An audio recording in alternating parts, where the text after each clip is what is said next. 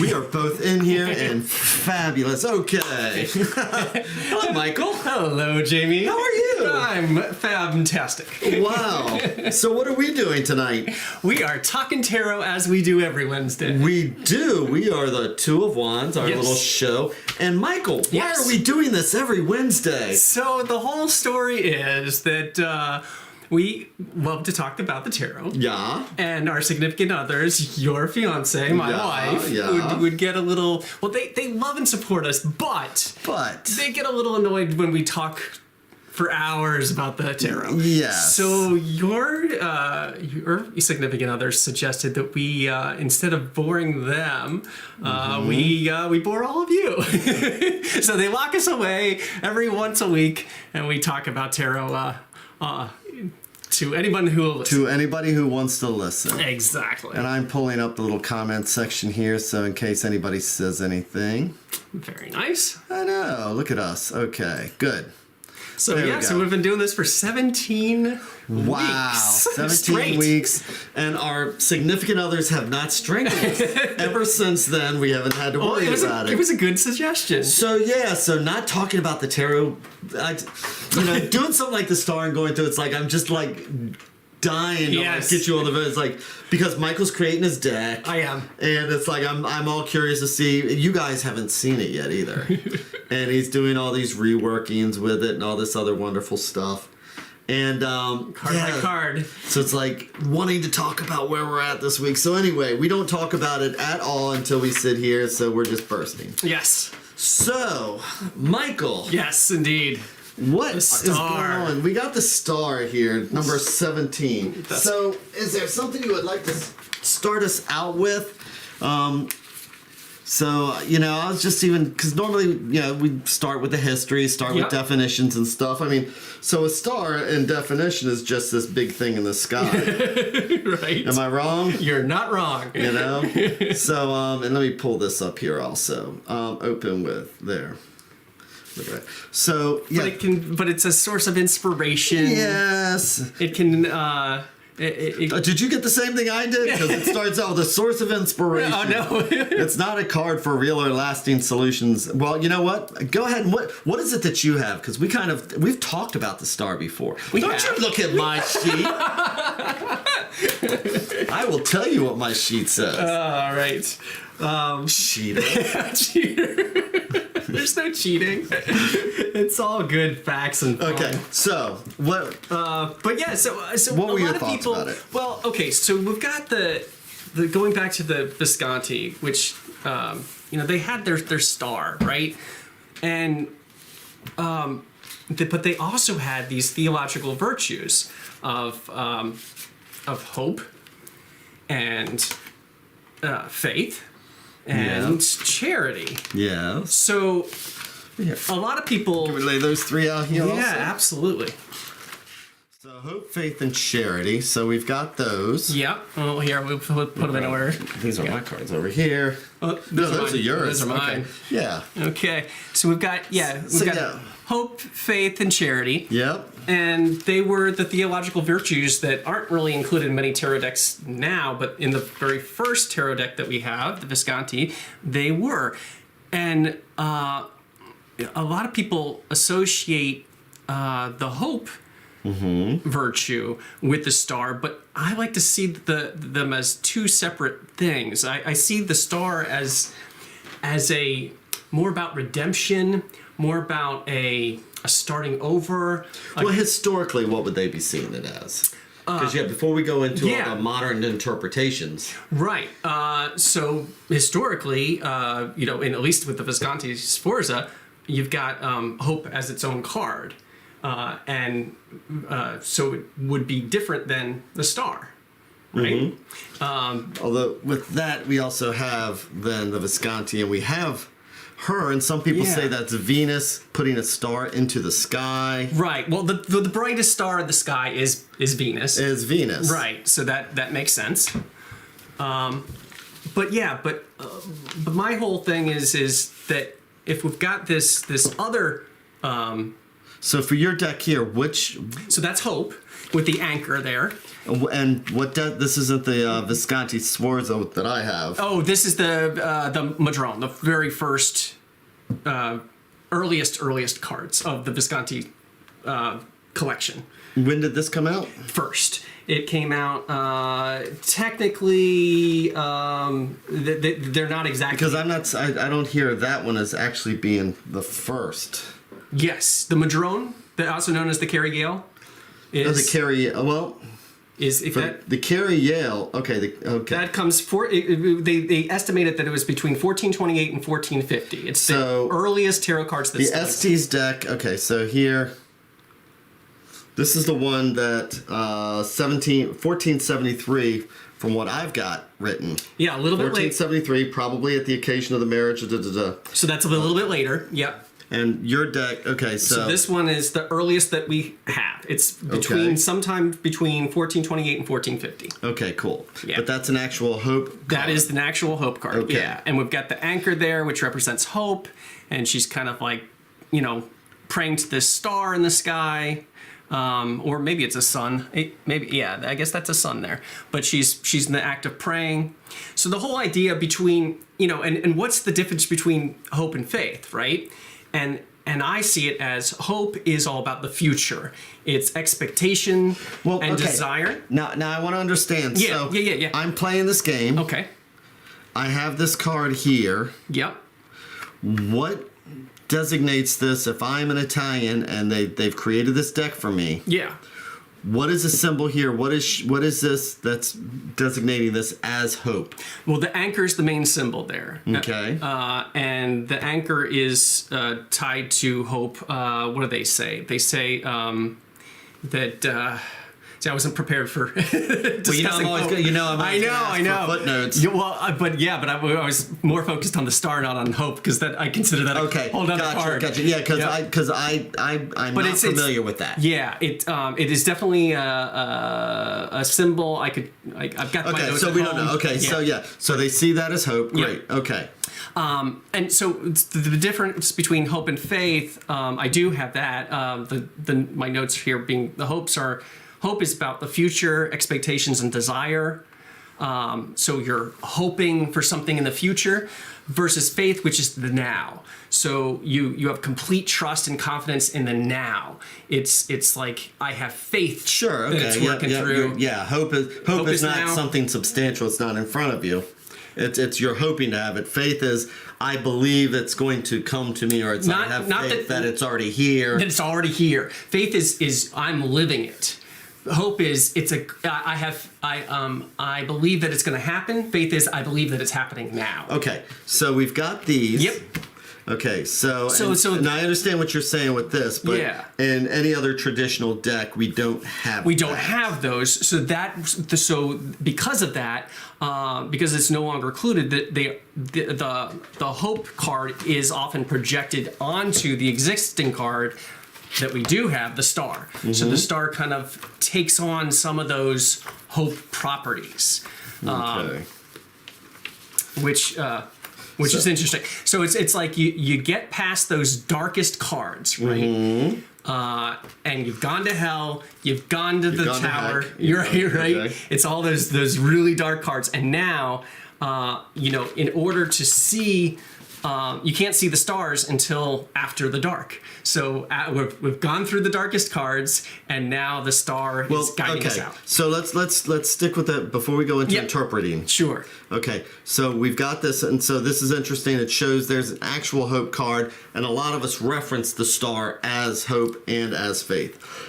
Well, see, but I see hope and faith as two. Well, I'm saying that traditionally, if you look up anything, we'll get to that. Okay. We'll get to that. Okay. I question that. I question because hope and faith are so different to combine them both into one card. I got it, but you got to consider that historically, what is the star? So we have the Star of Bethlehem. Yeah. We have, and that is what. Hoping for the Messiah. Well.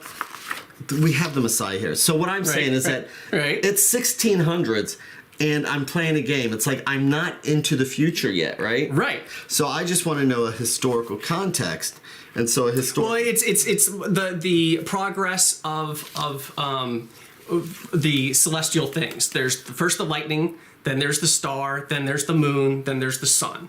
Right, so it's a if you want to go back to the Emerald Tablet, Hermes Trismegistus, from the highest to the lowest, everything rises on the infinite ladder. That's yep. We'll get to that. Oh, okay. But still, I want to know why, if I'm playing this card, it's if I'm playing order this game, because again, here we have like in the Estes, and I was going to go ahead and pull this up through here, but it's. We see that it's actually... Oh, let me move this book over here. Sorry, I shrunk it for some reason. Sorry about that. You touched it. I did. Okay. It was going dark. So I understand what you're saying there, but we also have, from the 1473, we have the astronomers who are looking at it. Yes. And then... and that's a popular theme that's in a lot of decks. And then we do have the Visconti, which we have the card... this didn't exist in the original deck. Right. And so it was about 1475 that shows now it's a woman or a lady, a large person who, that's how they described it, is putting the star up in heaven. They say that might be Venus, and she might be related to me because a lot of our women in my family have that high forehead. It's just very fashionable at the time. And then we have the... where are you at? Number 3. This is the Antonio Ciganera, who might also be the same artist who did the star card for the Visconti Sforza. Again, a lady placing the star in the sky. And this one here, she's actually got a crown, and she's got a parrot. Or a falcon of some sort. Yeah. Yep. So, So that's the 3 right there. I don't know if you wanted to show yours. Yeah. And you just... Yeah. Does it show up on yours? I'm not sure. So me and Mike are doing 2 separate streams. Yes. So, but as far as a historical reference, so we have the Star of Bethlehem. And so the earliest reference to where we see pictures of that, we have representations going back to the 6th century, showing the Magi coming to, little baby Jesus. Sure, the Christian bent. Again, we have the Christian. Well, but... in Italy, sure. That's where Rome is, and that's where the whole church is. Absolutely, it's definitely part of the history. So that's where we start seeing it, and so we have the first representation that I'm seeing. The oldest one I found is 6th century at the Basilica Saint Apollinare Nuovo in Ravenna, Italy. So that's the earliest one I could find. Okay. So we've already talked about. A lot of people think that the star is Venus. Yeah. That the star itself is Venus, and that and the morning star, who is also known as the morning star. Yes, Lucifer. But, it could also, I know, isn't that funny? But it could also be a comet. I mean, so they don't have a historical reference or root as to why that star may be there. People are always trying to say, could it have been this or could it have been that? Well, it makes sense to me that it being the brightest star in the sky. See, and that's what I think also. Yeah. But what were the Magi? And that's a myth. It's myth. So there's no historical basis that I know. It's a religious myth. Although I have seen references where people do have theories. Another thing is Revelation. So one thing is that most decks show it as an 8-pointed star. Yes. I figure you will probably touch on that. I will. And so we got that. But the earliest, in Revelations. Yeah. In Revelations 22:16, I, Jesus, have sent mine angel to testify unto you these things in the churches. I am the root and the offspring of David and the bright and morning star. So there's another reference to the morning star with Jesus. Jesus was calling himself the morning star. In Revelations. Interesting. 22:16, the bright and morning star. See, all good and bad is connected. So, and then also the fact that, as we move forward, so we've got those. Yep. And then I presume you I've got going back to, here's another deck, the early deck. This is the Minchiate, and in addition to the star, which is there, they also have again, the virtues of hope and faith and charity. Yeah, they definitely presented. So they kept the hope, faith, and charity. Yep. So those virtues are there in addition to the star. Right. Again, another very early deck. And so people can know the Minchiati. Yes. So it is not based on the same cards that we're familiar with the tarot. No, actually, it does. But it's not the same order. It's not the same order. It has all the ones that we know, plus not all of them. Is all of them in there? Are you sure about that? Not all of them. There's a few. Yeah, yeah. So there's a few changes. It's a variation. Variation. Yep. So, but it was early on. So I like to think when the tarot was just getting going and they were not quite sure of the numbers, not quite sure of which cards they were going to put in. These are flowing in and out. Well, well, they actually have a reason.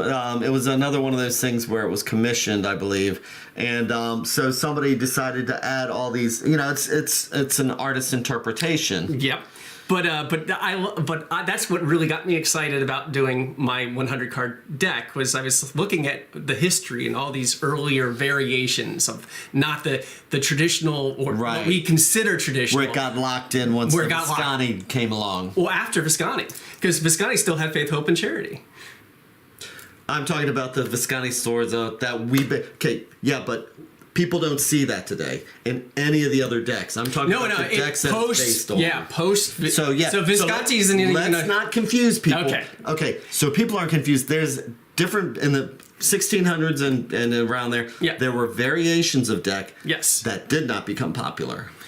Well, that's not entirely true. Okay. The Minchiati was actually very popular, but... Can I buy it today at yeah, you can. US Games makes a copy of it, so I can buy it. I know I'm not sure US Games... I know I think you can they buy do. it. I think they do. No. I've got my deck. I know. So what I'm saying is that I understand what you're saying, but most people do not use the Minchiati. It is a historical deck that has a historical interest, and people can use it. Well, anyway, let's keep going forward. So anyway, I don't want people to get confused. I don't think they will. Okay. It's just we're talking early beginnings of the tarot. Okay. So anyway, I get excited about these variations of the early history and having these additional cards. That's why with my deck I'm putting all those additional cards in. Right. But anyway, let's focus on the star. Yes. Since that's the star of the show today. Since that is the star of the show today. And so another question that I end up asking as we go through, so we're looking at some of the other decks. So I'm going to pull up the other historical decks. Oh, yeah. So we've got...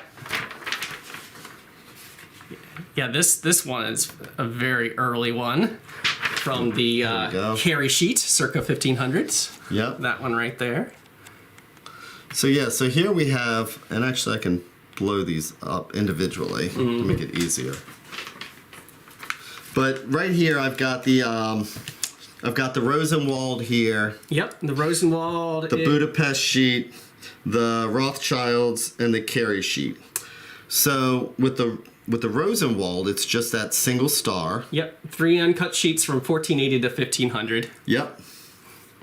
So, in the Budapest sheet, where we only have half of it, which makes me wonder, because they are conservative, and then we can see which half is cut off. And we can see it's a man also. Yeah, that's an interesting thing. Well, on that other one that you, the Carey Yale sheet, this one, it kind of looks mannish too. Well, that's what they say. So, and I think that the reason for that is either they're trying to make the character a hermaphrodite, or it could be trying to link him to Aquarius, which is often seen as a masculine. And that's where I was going to come in. Is that yeah? So this is where we first start seeing the water being poured, right? Because here we can see that just with the Rosenwald, we have just a star, and then here I would imagine I'm not sure what they're doing, but it looks like Venus. Or the representation. Yeah, putting the star in the sky. Putting the star in the sky. Yep. And then this is the ever popular, we have... The 3 wise men. Well, yeah, the 3 wise men. And so with these 3, we see them standing under the star. It's 2 men. One's crowned. Yep. Okay. One's with a fool's cap. And the other one's a woman in between them. 3 wise three astrologers. wise people. Yeah. So we're not sure exactly what they're doing. Right. Although there's a gift possibly from heaven. I mean, we see this, but all we can do at this point is speculate what's going on. But yes, and then we come to something that starts to look regular. Well, I mean, closer. Yeah. We've got regular. We've got the 8-pointed star. We've got the person pouring 2 different jugs. Yep. We've got only 4 stars in this one, but now here I count more in this one. Yeah, you got 1, 2, 3, 4, and then we got the 5th one. Yep, you got 4 in the corners. The big one that makes 5, but then I see another one on her shoulder there as a tattoo. Okay. And then, we got a pot leaf. Yeah, and then possible leaves or stars kind of creeping up around here as well. Well, and now that you're saying that, let's just go with the fact of a lot of people say Aquarius. Well, now that you're pointing that out, I wonder if no, I don't think this is the actual Aquarius star sign. But maybe the design here is showing that that's not a tattoo. That is the fact that they're a star, that they're up in the stars. Right. And it's Aquarius.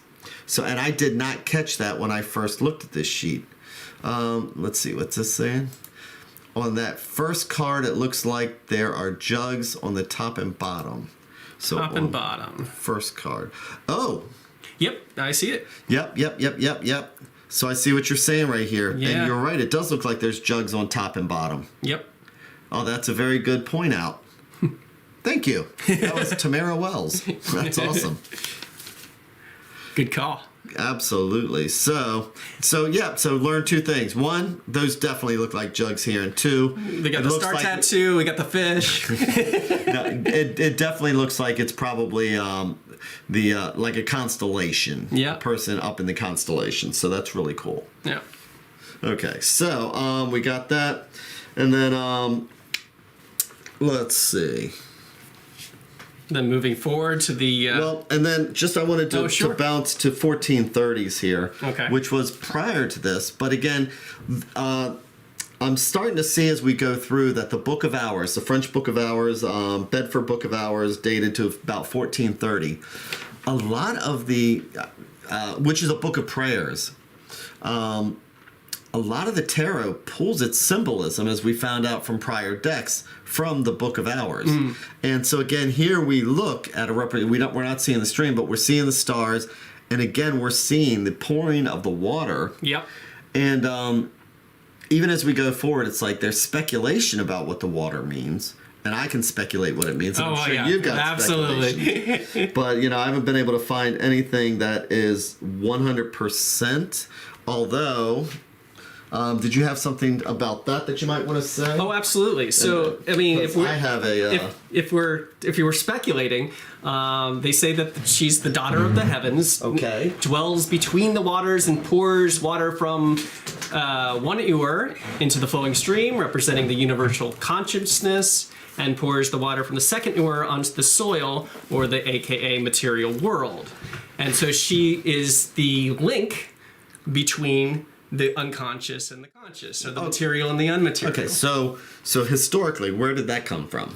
This is later history. So when we go esoteric and people are projecting their ideas that become passed down through tradition, but this is added later on. Gotcha. So I've got Marcus Menelaus. Yep. And this is from Reading the Tarot by J.M. David, which is the Marseille. Yeah, it's a really, really good one. But what he's saying is that he's got this calls to mind the astrological poetry of Marcus Menelaus, a Roman writing during the 1st century BC, compiled in his Astronomica. And he says, and young Aquarius, pouring out his stream, here spreads a watery, there an earthly beam. So it's describing pouring out his stream, and his watery, an earthly beam. His books, remnants of his books were collected and published in 1473. And so it was by Rigomonius, a giant in the history of astrology, and then again in Paris in 1580. So that's the earliest one I could find where it's talking about Aquarius with 2 different jugs. Sure. Young Aquarius pouring out his stream. Here he spreads a watery, and here he spreads a watery, and there an earthly beam. So. Yeah. Yeah. Obviously it gets linked in with Aquarius because of the water jugs, but and it's the dawning thereof. But I don't really. Again, I have zodiac cards in my deck, and I consider Aquarius its own kind of thing. So the star I embed with its own separate symbology and meanings. Okay, and so. The different names for the stars. Wow, it's just different translations. It's all the star, right? Well, we have La Toile, so it just is, and so we the can star see, in French. And here we're in 1659, and we can see how it spells here. But there is something interesting. Toille, and I went looking on the internet to try and find out what that means. And it's not actually so this is obviously, spelling was not standardized at that time. Right. Because it was fluid, just like the order of the cards. Yeah, because the Dodell has it spelled this way, Toille, but and same thing here. So the Nicholas Convert also, but let's see, where was it at? So, where are the stars? What's your point, here we Jamie? go. I'm going to now go to another really great book, which is Caitlin Matthews. And one thing that she says, because I did find this, because in trying to do an internet search to understand where that word came from. Okay. Because they have it spelled that way, and I'm not finding anything out there. I'm seeing more like this, which is the Swiss JJ1, which is the Basquion, Toile. And so, Caitlin Matthews happens to say, however, the maiden depicted on the card may be another goddess entirely. The French title, the Toile, Letoille, is also a double entendre for toil, Toile, which means web or toil.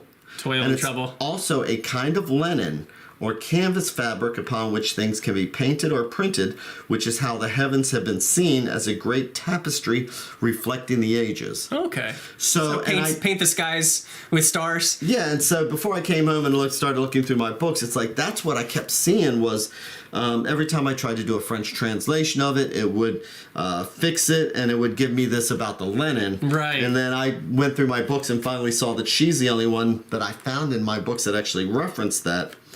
So you paint on linen, you paint the stars in the sky. So I thought that kind of made sense. Yeah, that works. Okay. That works. I hope that wasn't too boring for you. Sorry. I was like, where are you going with this? Toilet? Yeah, really. So no, I just wanted to show that. No, it could also mean the fabric. That's very good. The linen. Yes. So, okay. So, Revelations, Aquarius, all this other stuff. We talked about the older decks. And then shall we just kind of scan through some of the older versions? Yeah, flip on through so I can get to the later esoteric stuff. Okay. It's funny every time we do this. And somebody, Teravita, not boring. Yay! Yay! See that? Yes. Okay. So I know I get all exuberant and everything else. I'm excited if nothing else. Oh, we both. I know. So here we have the Noble. And again, we have a woman here. And what's interesting by this point, even though we're talking 1659, we're starting to show nudity for the first time in the tarot. Is it the first time? First card? Mm-hmm. You're thinking about if it's a Rider Waite, the lovers and everything else. But for humans, think about it. I believe it is. Let's go through it. In the older Noble and that style that. Yeah. I'm trying to think if there's any other. Is the star the first nudity we've seen? I believe it is. You probably are right. Hey, I'm asking any. No, I believe it is. You're probably right. Okay, well, it's definitely nudity. Yeah, and I mean it's interesting. Oh no, the devil card. But they're not human. They're demons. Nope, that doesn't count. Okay. I'm saying, we have humans. Uh-huh. So this is the first person, the first anthropoid. Okay. So, and which obviously, we see that as a sign of purity and everything else. Right. Almost as a rebirth and a regeneration, to go with the whole idea of you've made it through the darkest cards, and now you're reborn again. You're nude, you're pure, you're, Isis unveiled, you've escaped hell. Yeah, so that's another thing I was going to touch is the fact that it's like we're coming through some very dark cards, but now we've reached the other side. Yeah. And what virtue do you need to escape hell, where you shall abandon all ye hope who enter here? Hope, right? So that by getting through, and that's another reason why they probably put hope on the star card, is because now you see that first light, that first star, and it guides you out of the darkest cards. Right, and because we also have the Star of Bethlehem, so if this is guiding, not only is it Aquarius, but an Aquarius is winter. It's so it's. That's interesting that this card would be... Guide you out of winter, guide you out of hell, guide you to the new savior. Yeah. All these things. So, so we have the Noble 1659, and we also then we go to the Dodell, which again looks almost the same way. And again... but they have the birdie. Now we're starting to add that birdie in there. Yep. And this is... Do you know what this bird is? It's the bird of happiness. It's actually I've seen a few different references to it. Yeah, it's supposed to be a scarlet ibis, and that's why you got the long beak on there. But it's sacred to Hermes. It's okay. Hold on, because again, I do not believe that with the original tarot in the 1701. That the tarot maker who, the guy who carved this out so he can make a buck. Right. That he's actually adding anything esoteric to it. That's where we differ. And what I'm saying is that there's a possibility that whoever was commissioning the deck said, make that look like a scarlet ibis. And the guy said, I'll make a long beak on this bird, whatever. I'm just carving it out and getting paid. And I'm going to speculate that it was done by hobbits. All right, fine. That's fine. If you can't prove yours, I can't prove mine. If I can't prove you wrong, then you can't prove that's true. That it was not hobbits that carved this. All right. But later on, it definitely became that. Well, people started seeing the images. I absolutely agree with that. But it may or may not. Once you get into Geblin and once you get into Levi, they see... Right. And they're basing it on this one, which may or may not be Scarlet Ibis. Right. Okay. All right. So, and then we move into the Nicholas Conver, which now we have the theme. This is pretty much locked in. Right. And so again, these are woodcuts. And then we can move up now to the. And we've got the 7 stars. Yep. Plus the 8th, big one. And it's here we start out, and their foot is not in the water. And then we move into... It looks like nope, they're pouring it there. See, the ground is here, and then the water's in blue. Right. They've got... They're pouring water into the water, or they're pouring whatever that is. But she's got one foot that she's pouring the water on. But still, we're not in the water yet. Right. Okay. But she is pouring water on her foot. And now, in the 1760s, we start seeing more along the lines of what we're used to. 1 foot in the water, 1 foot on land. Yeah. And then we move into the 1880. Let's see. 1831. And again, so here she's only pouring the 1 jug. And this is based on the Basquiat. So this is the 1 JJ Swiss. And she's got the one, and again, the foot is not on the water, but she's got the 7 stars. So the 7 stars have been locked in by this point, but she's not doing that. And then again, we also have right here, it's another Italian deck in the 1800s.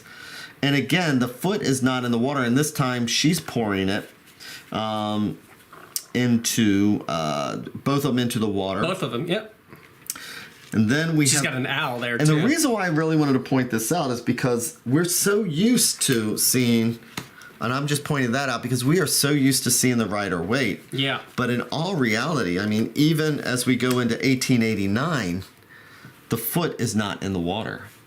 Right. We have the Oswald Wirth in 1893. And so all these other ones, the foot is not in the water. And even when, I know we're going to talk about the Thoth, but even the Thoth. You're skipping ahead? No. And you're still making me wait? No. I'm making a point about the fact that, you know. The foot in the water is not as important as we make it out to be because of Rider-Waite. Yeah, and so the Conver, which is one of the most popular decks by the time that comes out, it's supplanted everything else, and most of the other decks at that point were based on the Conver deck. Right. So, but the Conver kind of has, but you can't really tell if it's in the water because again, it's smooth, and the water is wavy. So that blue, yeah, but it still looks more like a rock. It does. Could be. Because it's not wavy lines. Could be. So. Might be both. Might be water on the rock.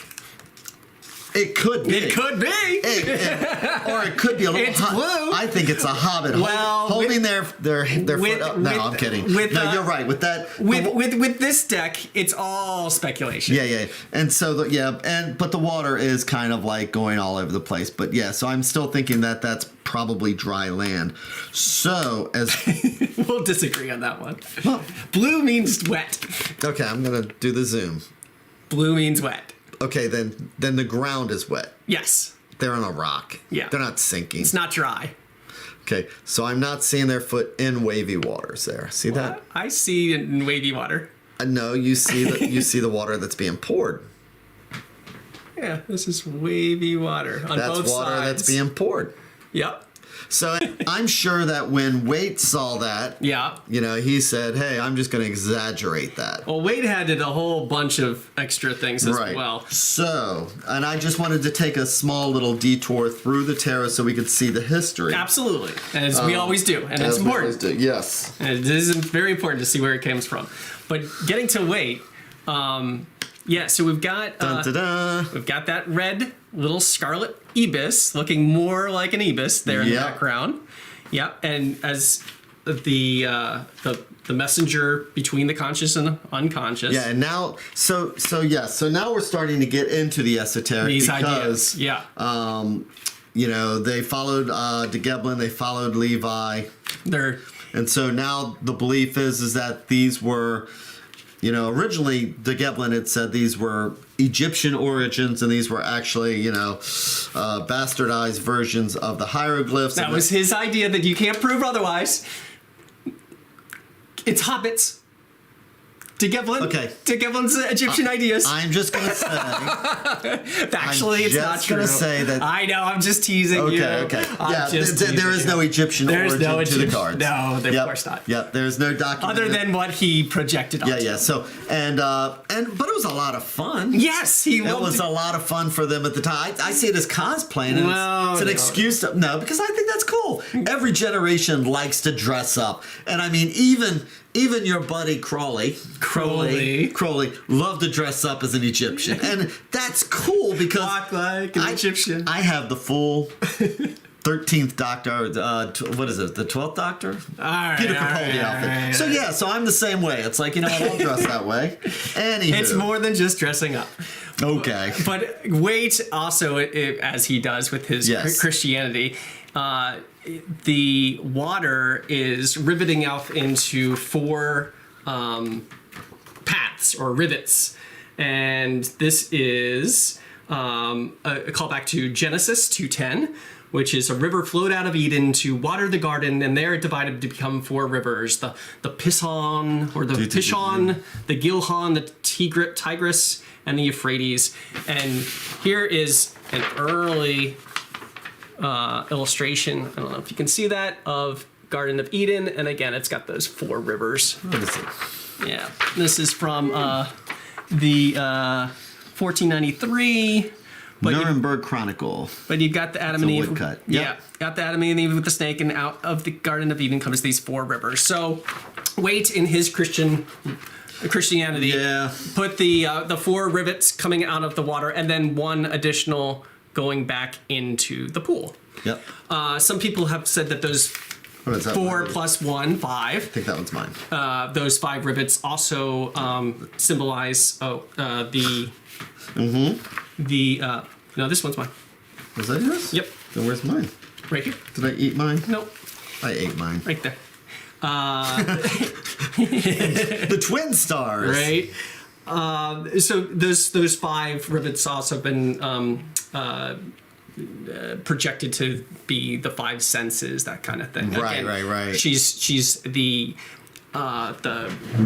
link between the subconscious and the conscious, the unmaterial and the material. So she's got 1 foot into the real world and 1 foot magically resting as if she could walk on water. Right there on the water. Have you noticed how condescending Waite is about all these? Well, he's got his viewpoint. Yeah, where was it? The summary of several tawdry explanations says that it's the card of hope. That's tawdry. But on the other planes, it has been certified by hold on, what's his by the Grand Orient, by his pseudonym. I'm sure by the pseudonym Grand Orient. Yes, certified as immortality and interior light for the majority. But that actually makes a lot of sense. It's the immortality, I totally rebirth. get that. Yep. As well for the majority of the prepared minds, which is fine. The figure will appear as a type of truth unveiled, glorious. Yeah, it's just amazing how snarky he is. How snarky he is because, well, there's several tawdry explanations, my friend. Wow. So I follow several tawdry ones. Yes. So some say that it is the virtue of temperance who has taken her clothes off. So that's what he might have been. He might have been referring to that. So you got temperance, and she's got the same. A lot of the decks. Yep. A lot of the decks have the same hairstyle, and she's got those cups like that. The same color hair. We'll see in the like for example, these two. Which comes later. Where am I? Come on. There we go. So the same hair could be the same person, right? So between and one's right before you go into the dark cards, and one's on the other side when you come back out. So it's again your rebirth, you're taking your clothes off, or you're being reborn, that kind of thing. But tawdry or innocent and pure, you choose. Yeah. Okay. Anyway, but you've got the, in addition to that symbology, you've got all 4 elements being represented. So you've got the bird, which can fly, the 1 foot in the water, 1 foot on the land, and the fire of the stars. So it's that alchemical wedding of elements, all balanced and good. So, what do you got next? Because I also got about Pandora. That would go into hope, and I would rather hold off on that. Well, it's 6:13 right now. Okay, well, then I got more important stuff than your hope diversions, because I consider that a whole other card. Let's go Crowley then, if we don't have much time. Okay, so going into... Come here, Mr. Crowley. Right. Okay, so we've got a lot of... And I knew you'd want to get into him, so that's why I want to kind of bring that up. Yes, so I do. So this is the Thoth deck, and Crowley was famous for saying every man and woman is a star. I'm sorry, not Egyptian. The Jewish Hebrew word H-E-I, hey, means window. It's associated with this card, and windows let in light, and bridge from the outside to inside world. So that's all very fitting.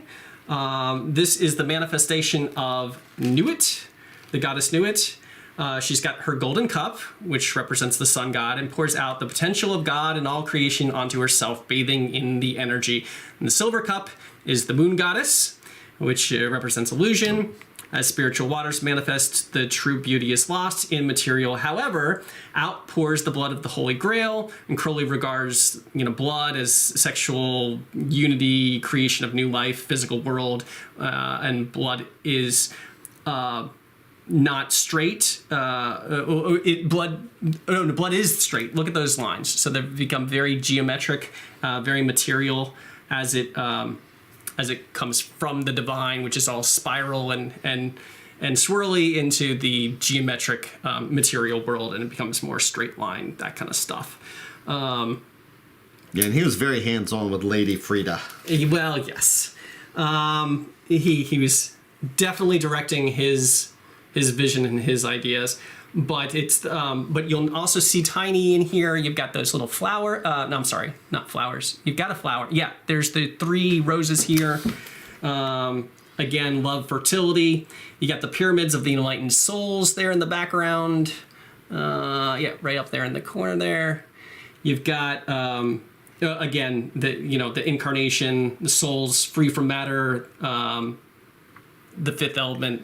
All that is linked to these ideas of and a really good movie. Wow. And then there's I'm sorry, we'll differ on that one. Okay, we may have to have a discussion. Yeah, we'll discuss that later. Okay, I'm not a big fan of that one. I love that movie. And then what do we got? We got Big Bada Boom. Okay, go ahead. The butterflies are in there, which you'll see Worth also has a butterfly instead of a bird. Yeah. And Oswald Worth, also interestingly, I wanted to point out his flower. So you see the red blooming flower in his earlier card. Where is my other card? I thought I had it with me. Oh, yes, here it is. So for Temperance, again, same hair color, could be the same person. We don't know. But the flower is there and it's wilted. It's dying because he's going into those dark cards. But then it's reborn. It's that same flower, comes later, and it's all blooming and fresh and new. So that's the whole rebirth energy again. And the 17, linking it to the 7, the chariot. Mm-hmm. They say that God helps those who help themselves, and you're moving forward, and so you're getting out of the dark by putting one step in front of the other, and so it's an active. That's why it's an active energy and of recreation. That's why I see it less to do with hope and more to do with redemption and regeneration, because hope is all about the future, and this is more active energy right now. Is you're actually getting out. You're hopeful because you see that star, but you're actually moving forward. Do we want to move into now because a lot of the books you look at, it's going to say it's about hope and faith. We're coming out of the darkness. And we're coming out. We've gone through the devil. Right? We've gone through the tower. But hope and faith are two so separate and different things. How can you put them together? I understand that. Yeah. But what I'm saying is that when we're reading, these are the traditional interpretations from some. Okay. Well. Okay. So it's not when you say traditional interpretations. Was it in the convert deck? The books up here. Is it in the convert deck? No. Well, so it's one person's idea. Yes, exactly. So and that's the thing with the tarot is that somebody writes it one time and it spreads on through. Right, and some pick up on that and some don't. So it depends on what your tradition is. Right, and so how do you read it if you see the card? Well, I definitely see the hope aspects to it, not necessarily faith, because but in some ways. Well, and faith, and keep in mind faith, because we're talking about the Star of Bethlehem, which gives you hope. Now we're talking about the 1700s. Right. The Star of Bethlehem is the sign that Christ has come. That is the light at the end of the tunnel. Sure. That is the hope and faith.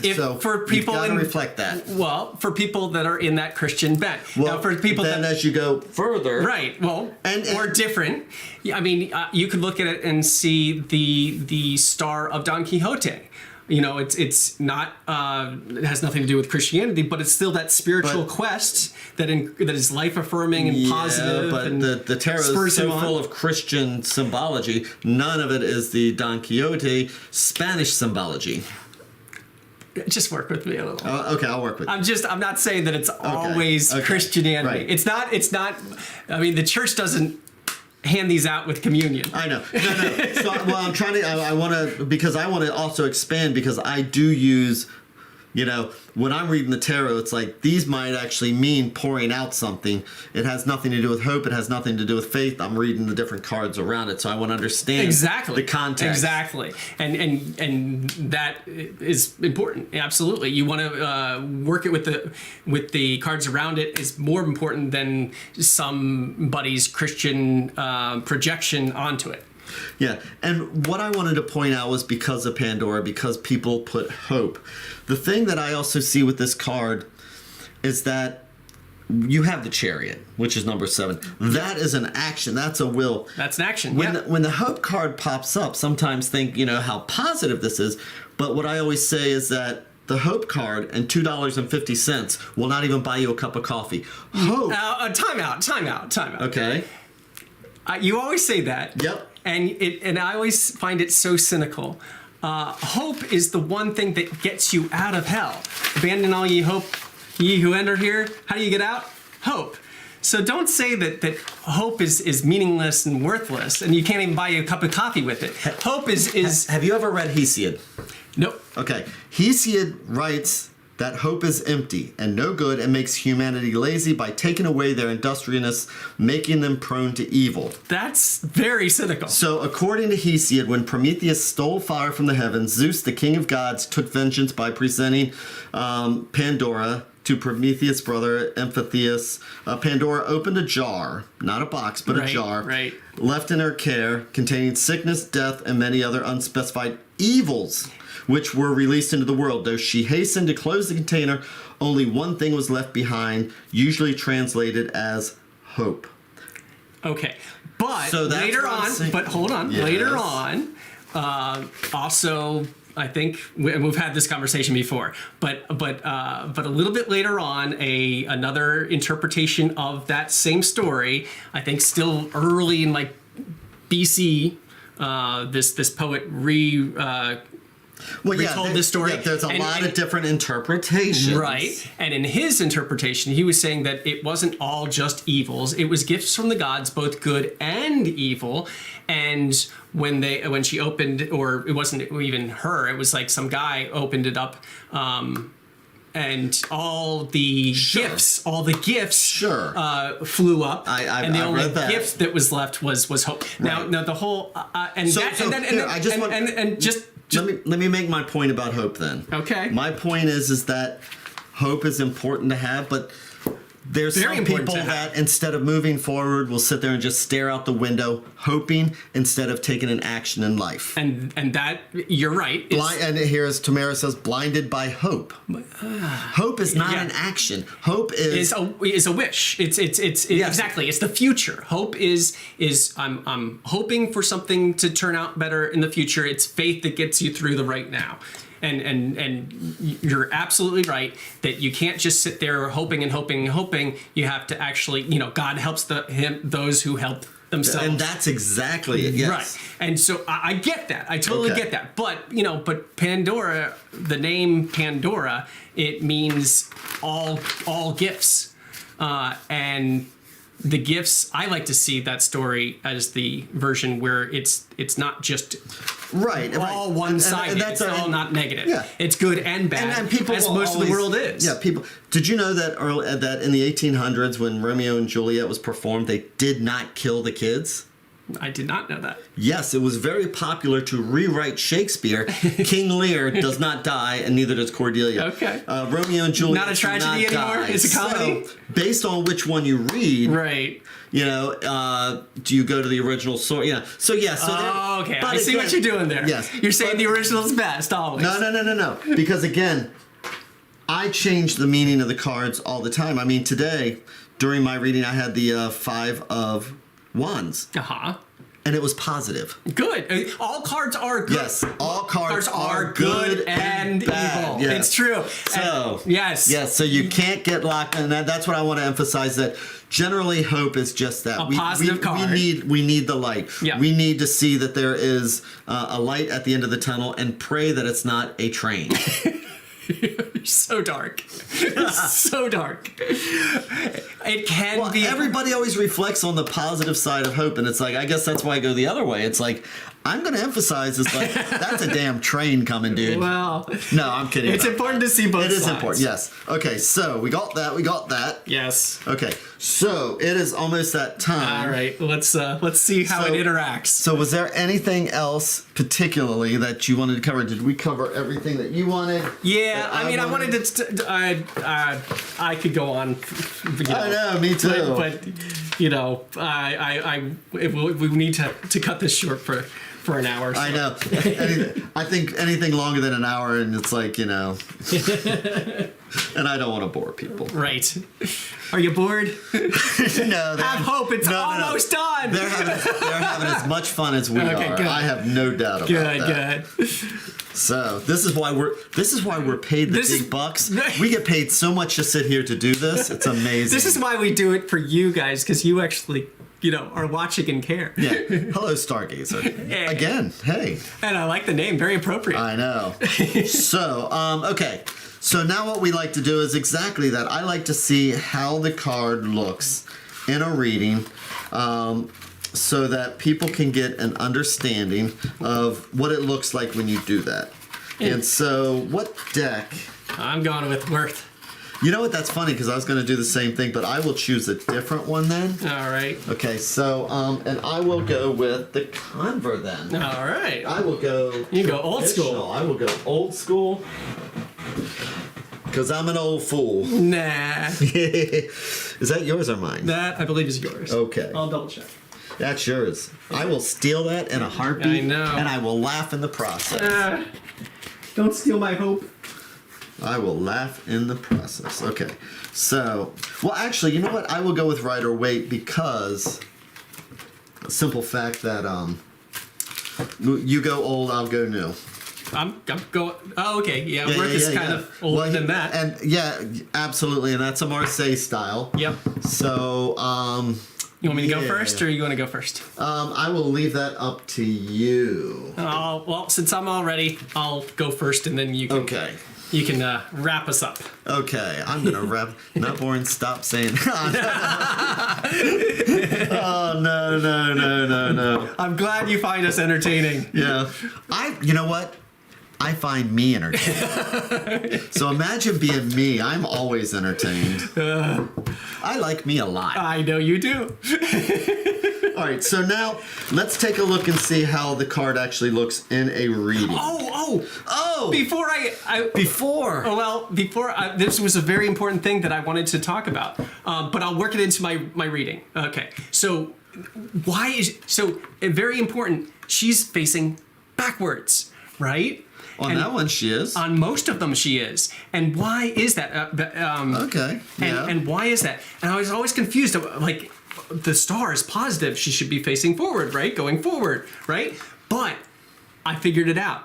She's the beacon of hope. She's that star. She's that leading people out of the forward. Darkness. Because the darker cards, the Tower and the Devil, were right before this. It's that she's leaning backwards to them, pulling them out, shining that star and saying, hey, this way. Sure. So that's why she's facing that way. And I had, when working on my deck, I had it facing forward until I figured that out, and then I had to rework the card, make her go backwards, because that makes sense to me now. That does make sense. Yeah. So in my spread, I'm gonna have, what is she looking backwards to give, a beacon of encouragement to, and on the other side, I'm gonna say, what is the going forward?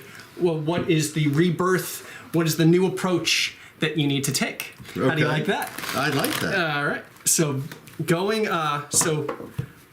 who does she need to lead out of the darkness, and what is the approach to take to go into the future?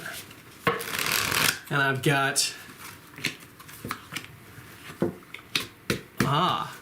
Yeah, should we bring the drink? Yeah. So the 10 of Cups reversed. Yep. And that is what she's leading. She's leading, out of the darkness. Mm-hmm. So the 10 of Cups reversed. All that accumulation is pouring out. The top cup has been toppled. Mm-hmm. There's completion, but it's at what end, at what means, at what cost. So there's some negativity there that it's fitting that it's the end of the cycle, that it's time to start again. And so she's saying, okay, what does the future hold? And the future holds judgment. And it is time to take stock and determine what negativity ties you need to cut away so that you can be known for your positive traits. I see this card as also as fame. So it's just a different take on the same meaning, but a little less judgmental. but the whole idea of how do you want to be remembered? Do you want to be remembered for your good things or your bad things? Now is the time to take stock and make amends if needed, so that you can leave the world better off than you found it. Be remembered for good as opposed to bad. So that's the approach that you need to take after. I thought that works out quite nicely. Works amazingly well. Yeah. Can I interpret the same one? If you know no, it's actually very good, yeah. And it's like I always see stories. Absolutely. Yeah. So when I see this. So yeah, exactly. So I see that 10 of Cups, and I see that they're all upside down. So the 10 of Cups is the happiest card you can get. Usually. It's about fulfillment. Usually. It's about everything that you've ever wanted, but reversed. But let's face it, it's like, how many people finally get everything they want? And then a month goes by, 6 months goes by. Is it ever happily ever after? They thought that they were happy. Yep. And so this card can all of a sudden start to tilt a little bit until finally, an affair happens. Right. They're just discontent and unhappy. It's connected to that wheel of fortune. Sometimes it's good, sometimes it's bad. So here, if the person was sitting across from me, it's like, what is this discontent? It's like, we need to follow this river because we have a star. We have hope. We have something positive. What is the positive thing in your life? What is this person pouring to you for this path that you can follow? Yeah. Because the goal here is that we need to find that redemption. So that path, that water, ultimately, we have water here spilling out. We're getting it purified and cleansed. But what is it? And so, because I always like to have a task, I always like to have, an answer is always in the cards. Yes. And so the answer ultimately is that, yes, there's going to be judgment, but it's like, if we can follow this path, that's the clean water. Right. The bathing and the... This is no longer these are filled with wine. So whatever happened here happened. Badness happened. Something negative happened. Sorry. Yeah. That was horrible. But now it's time to wash ourselves clean. Almost like a baptism, like absolutely. It's a cleansing, a rebirth, let's cut ties with the negative and reinvent ourselves. So part of that rebirth, part of that cleansing may be making an amends. Right. It may be because we've caused damage here. It may be making amends. It may be having penance, because when judgment comes, when the ending comes, we want to be pure of soul. And it's like, if you've done something this bad, you need to find penitence. You need to clear the water with whatever happened here. Right. And you need to feel like, what I did was bad, but I need to move on from here. I'm sorry that happened. I've done the best I can to make amends, so that you will be ready And so you can light of heart. Light of heart. Light of heart. Yep. So that when you go before Anubis, Anubis and get judged, will your heart be as heavy? Here, your heart is heavy as a feather. Right. When you make the amends, when you clean your spirit, then you can go to Anubis and say, "I'm ready to be judged." Exactly. Even though you've done evil, today I'm ready to be judged. Yeah. I love that. Yeah. So pick up your cups. Yes. So. That's what I've got. Okay. Well, hey, I think who needs to go into Rider Waite? We both. We're not. Yeah, that was beautiful. That was so wonderful. That just was amazingly wonderful because it's water, water, and water. And actually, that's supposed to be land, but to me, it looks like a swimming pool. That looks like a swimming pool. It looks like water. Yep. So, and it just worked with me. Yeah. Michael. Jamie. That was fun. A pleasure. As my gosh. A little fiery there, but hey, we're the two of wands. I know. Yeah, exactly. I always get so much out of doing the research and stuff like that. And I always think we'll never fill up an hour. Oh, we always do. It's just a star. Station only the star. Yeah, I know. There's so much in the star. Station identification before we go. artieforever.com. Yep. offbeatartwork.com. You can also find me on Twitch at Offbeat Artwork. MyTarot.org. MyTarot.org, which has a link to our Facebook page. Yes. And that's where we hang out and can answer questions and things like that. It also has a link to the YouTube page where this is going to be stored forever and ever and ever for future posterity. Electronic archaeologists. When they come along, they'll find this. Yes. And also I'm on Twitch, and also I don't really hang around there. It just streams there. But basically, mytarot.org and Artie Forever. And you'll find us and artieforever.com and mytarot.org and say hi, comment, let us know what you think about the cards. Keep the conversation going. Exactly. And it keeps us going. And what are we doing next week then? Next week, the brightening continues. Or the fear. Well, a little trickery, but I see it as getting brighter, getting better. But we'll talk more about the moon. The moon. And lunacy. I love the moon. I think the moon can be the most positive, or it's based on what you take into it. Good and bad in every card. If you have not reached the star yet and you have this, then the moon is going to be terrifying. The moon is horrible. It's terrifying. It's scary. There was my spread, by the way. So. But yeah. And with that, I guess... more lunacy next week. More lunacy. So thank you all so much. And the moon is one of my favorite cards, too. Can't wait. I know. All right, so thank you all very much. Yep. This was fun. And Michael, I will talk to you in a minute.